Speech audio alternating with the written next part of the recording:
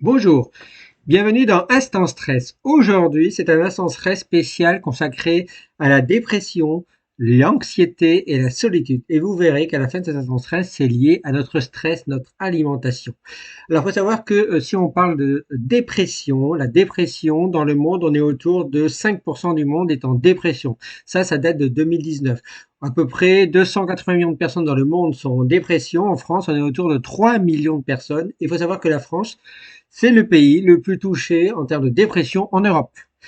Pour l'anxiété, on est pareil, 4-5% du monde est en anxiété, a de l'anxiété. 301 millions de personnes a de l'anxiété. En France, on est autour aussi de 3 millions de personnes.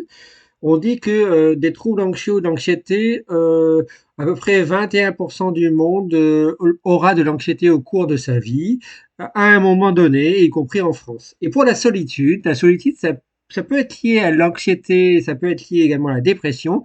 Eh bien, on sait qu'il y a de plus en plus de personnes qui sont seules, y compris dans le monde, y compris en France.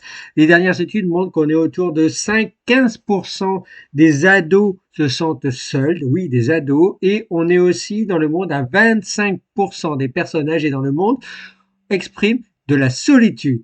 Et puis, il faut savoir qu'en France, on dit on est autour de une personne sur 10. D'après les dernières études de 2023, on est à une personne sur 10 qui exprime de la solitude.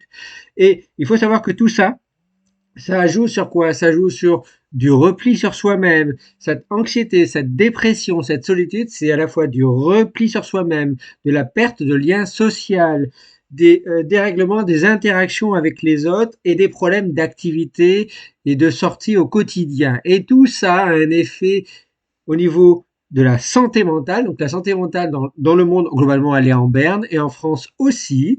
Il faut savoir même que après la pandémie Covid-19, la dépression et l'anxiété ont augmenté de 25 à 27%. Donc vous voyez, c'est énorme. Et ça, c'est quasiment un stress post-Covid, post-traumatique. C'est beaucoup plus d'anxiété, beaucoup plus de dépression sur la vie qui arrive après. Et ça, c'est très important puisque cette anxiété, maintenant, elle touche de plus en plus les ados. Elle touche à peu près... l'anxiété, les ados, je vous ai dit, la solitude, on est à peu près à 5-15% des ados se sentent seuls. Mais en fait, les dernières études montrent que si on questionne les ados sur l'anxiété, et peut-être même éventuellement sur la dépression, mais plutôt l'anxiété, est-ce qu'ils ont des troubles anxieux? Eh bien, autour de 50% des ados manifestent de l'anxiété.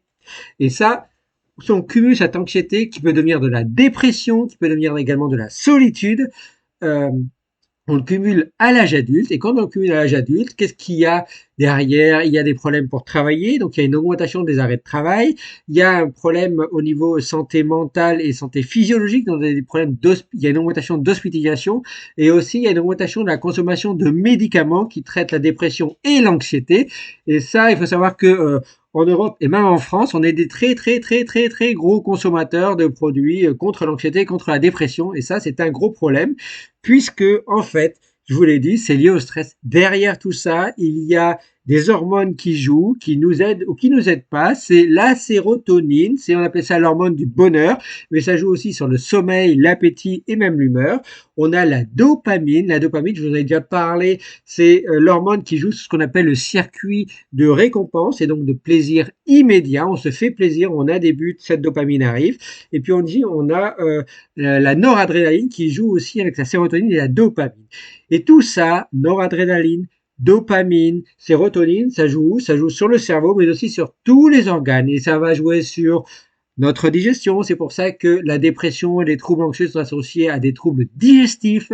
Et donc, on va moins bien dormir. Et si on dort moins bien, je vous en ai déjà parlé, on va dérégler notre horloge biologique, notre chronobiologie. Et ça, c'est un problème puisque on va entraîner des problèmes métaboliques et ces problèmes métaboliques vont entraîner à la fin de la fin des problèmes au niveau de notre activité cardiaque. Ça va faire augmenter notre tension artérielle, ça va jouer sur l'activité de notre foie, ça va jouer sur donc la détoxification de notre sang, ça va jouer sur nos reins, ça va jouer sur nos poumons, ça va jouer sur notre taux de cholestérol, donc la pression artérielle qui pourrait augmenter.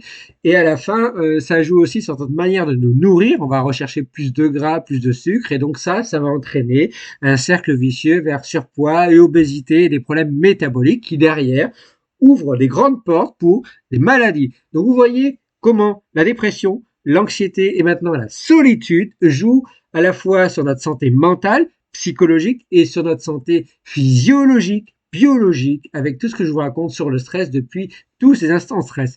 Voilà, maintenant vous en savez un peu plus sur anxiété, dépression et solitude qui ne font que parler d'elles et qui vont accélérer de plus en plus. Et en attendant la prochaine instant stress, faites très attention à votre santé mentale, pour votre santé psychologique et votre santé physiologique. Merci à vous. Ciao, ciao.